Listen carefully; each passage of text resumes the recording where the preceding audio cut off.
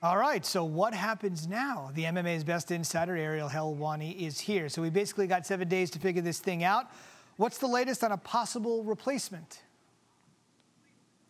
Well, Zubin, as of right this moment, Saturday night, July 4th, I'm hearing that there are active negotiations between the UFC, Jorge Masvidal, and Kamaru Usman to make the Masvidal-Usman fight one of the most anticipated fights of the year in 7 days as the new main event for UFC 251. I'm told there is a path to making this fight happen, and this is very significant because, as you may know, that was the fight that was originally supposed to headline UFC 251, but unfortunately, around a month ago, the UFC exited the negotiations because they couldn't come to terms with Jorge Masvidal, so they went with Gilbert Burns, who was the cheaper option. But this is the fight that everyone has wanted to see since day one, since we all knew that Masvidal and Usman were next for each other, since they had their little kerfuffle at the Super Bowl media day in Miami back in late January. This is the fight that everyone wants to see because these two guys really don't like each other. So it's not done yet.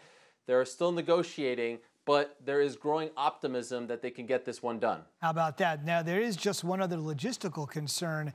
We all know travel, especially internationally, and if you're coming from America and going somewhere the rest of the world, it's not simple. So what's another way that this fight that you are essentially proposing here could happen under these circumstances?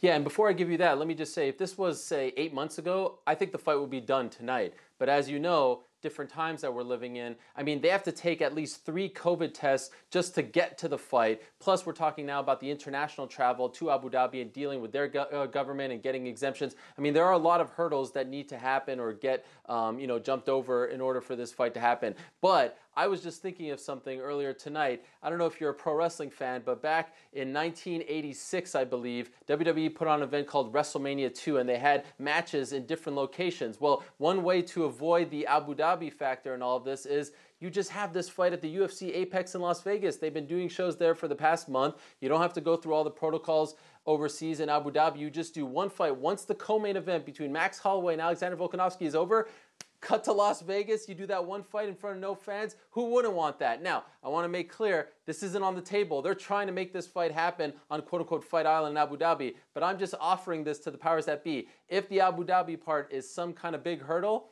just do it in Las Vegas, and I think everyone would be happy. That's a great solution, and sadly, I'm old enough to remember New York, LA, Chicago for WrestleMania 2. That makes 2 of us. Ariel, thanks.